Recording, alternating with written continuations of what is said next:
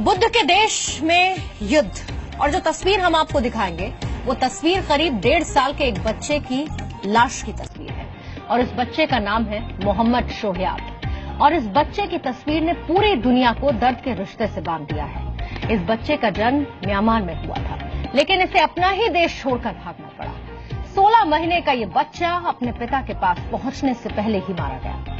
इस बच्चे के शव को उसके पिता ने पहचाना, और जब एक फोटोग्राफर ने कीचड़ से सने इस बच्चे की तस्वीर खींची तो ये खबर पूरी दुनिया में वायरल हो गई।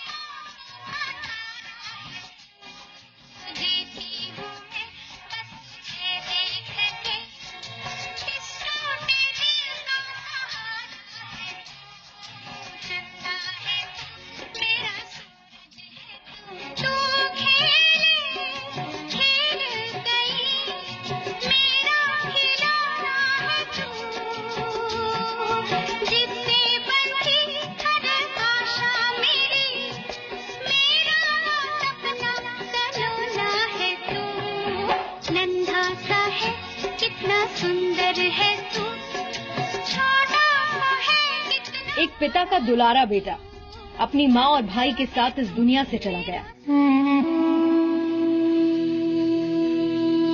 लेकिन जाते जाते इस मासूम ने दुनिया को दर्द के एक ऐसे धागे में जकड़ दिया है कि आज हर किसी की आंखों से सिर्फ और सिर्फ आंसुओं का सैलाब निकल रहा है। अगर तस्वीरें वाकई में सच बोलती हैं, तो आज ये तस्वीर भी चीख चीख कर पूरी दुनिया से एक मासूम सवाल पूछ रही है कि मेरी क्या गलती थी। ये तस्वीर 16 महीने के बच्चे मोहम्मद शोहयाब की है, जो म्यांमार का रहने वाला था।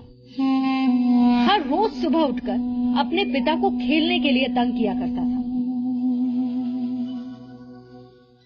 जब मैं इस बारे में सोचता हूँ तो मुझे घुटन होने लगती है। मैं ठीक से सांस नहीं ले पाता। जब मैं ये तस्वीरें देखता हूँ तो मुझे लगता है कि मैं मर जाऊं। इस दुनिया में जीने का कोई मतलब नहीं।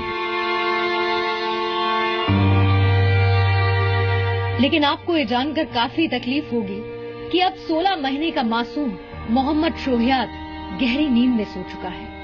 एक ऐसी नींद जिससे वो कभी वापस नहीं आएगा। मेरा बेटा बहुत ही सुंदर था। मेरे गांव में सभी लोग उससे प्यार करते थे। अपने बेटे के बारे में बात करना बहुत मुश्किल है। इन तस्वीरों में छिपे दर्द की गहराई को समझने के लिए आपको कुछ बातें बतानी जरूरी है। इराक और सीरिया में ISIS के आतंक से आप अच्छी तरह से वाकिफ हैं, लेकिन आपको शायद ये नहीं पता होगा कि भारत के बॉर्डर के बेहद करीब एक बड़ा शरणार्थी संकट उभर रहा है।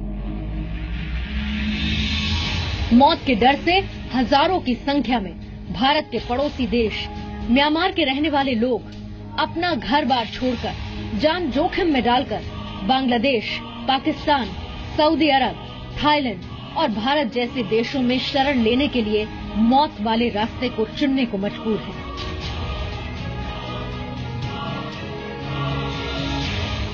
पश्चिमी म्यांमार के रोहिंग्या इलाके में हर रोज रोहिंग्या मुसलमान अपना घर बार छोड़कर जाने को मजबूर हो रहे हैं। आप सोच रहे होंगे कि म्यांमार तो बुद्ध धर्म को मानने वाला देश है, फिर वहां पर रोहिंग्या मुसलमान पर अत्याचार क्यों हो रहा है? क्यों लाखों रोहिंग्या पुरुषों को मौत के घाट उतारा जा रहा है? क्यों बच्चों को आग में झोंका जा रहा है?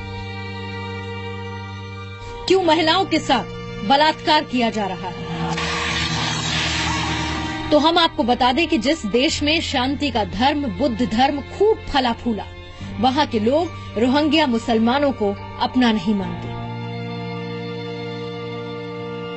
वहां का कानून भी इन लोगों को नागरिक का दर्जा नहीं देता। इसीलिए हर दिन पलायन को मजबूर ये लोग नाफ नदी पार करके बांग्लादेश में शरण लेते हैं, और इसी कोशिश में अक्सर कई लोग डूब कर मर जाते हैं। जो लोग म्यांमार नहीं छोड़ पाते, उन लोगों का हर रोज मौत से मुकाबला अपने ही देश में होता है। मैंने लेना आई। सुबह करीब 4:15 बजे वो मस्जिद गए। अक्सर वो 15 मिनट में आ जाया करते थे, लेकिन उस दिन वो पास नहीं आए। तभी खबर आई कि गली के कोने पर किसी को मार दिया गया है। ऐसा ही एक हादसा 1.5 साल के मोहम्मद शोहयात के साथ हुआ। शोहयात के पिता पहले से ही बांग्लादेश में शरणार्थी का जीवन जी रहे हैं। ये बच्चा भी अपने पिता के साथ रहने की आस पालकर नाव में सवार हुआ था, लेकिन जब धर्म के नाम पर लड़े जा रहे युद्धों में खून की सुनामी उठती है तो मोहम्मद और एलन कुर्दी जैसे बच्चे अपनी जान देकर युद्ध की कीमत चुकाते हैं।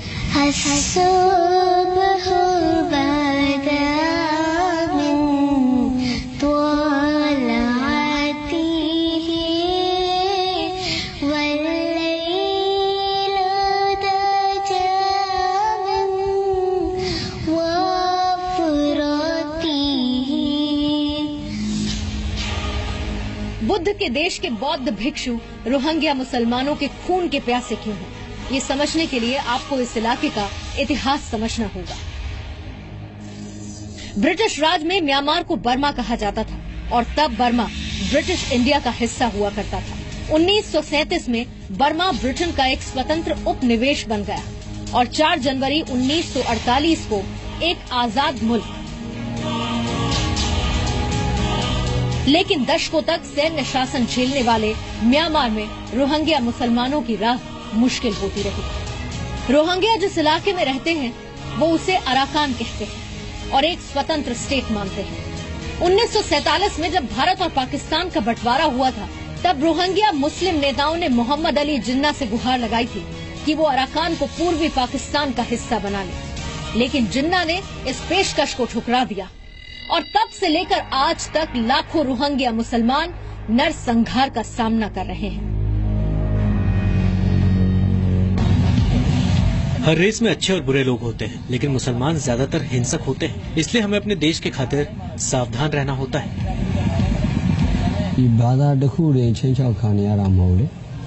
सिर्फ धर्म ही खतरे में नहीं है, पूरा देश खतरे में है।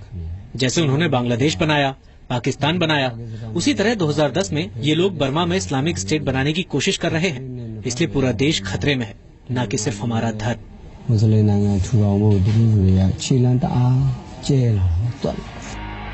म्यांमार में करीब 13 लाख रोहिंग्या मुसलमान रहते हैं, लेकिन म्यांमार की बहुसंख्यक बौद्ध आबादी इन्हें अपने लिए खतरा मानती है।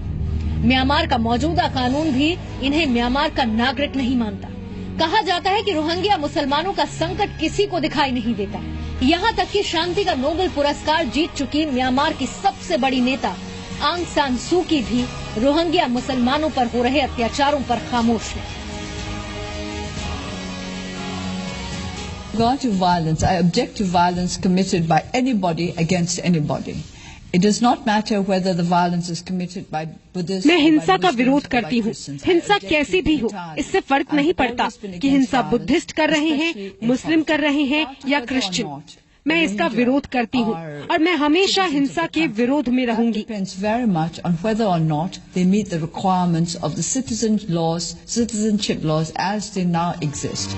माना जाता है कि करीब 36,000 रोहिंग्या मुसलमानों ने भारत में भी शरण ली है और वो यहाँ आकर बाकी मुसलमानों को बचाए जाने की गुहार लगा रहे हैं। कोई अपना वतन, अपना घर, अपना मुल्क नहीं छोड़ के भाग के नहीं आता। कोई मजबूर हालत से हमारा रोहिंग्या जो रिफ्यूजी मुसलमान आंध्र प्रदेश हैदराबाद में आया है, ये हम लोग को आप खुश करे तो हम लोग को एक प्लाट दिए तो हम लोग कहीं भी जुब्बी डाल के रह सकते। अगर यहाँ बालापुर, दरगाह शरीफ, हाफिज बाबा नगर अतराब में रहता है तो हम लोग को प्रॉब्लम ये है, ये खाने में पीने में बहुत मुश्किल में, लेकिन हम लोग भीख मांगने वाला नहीं है। भारत के 4 राज्य अरुणाचल प्रदेश, नागालैंड, मिजोरम और मणिपुर की सीमाएं म्यांमार से मिलती हैं। इसीलिए भारत के दरवाजे पर उभर रहे इस शरणार्थी संकट के बारे में हर भारतीय को पता होना चाहिए। ब्यूरो रिपोर्ट, जी मीडिया।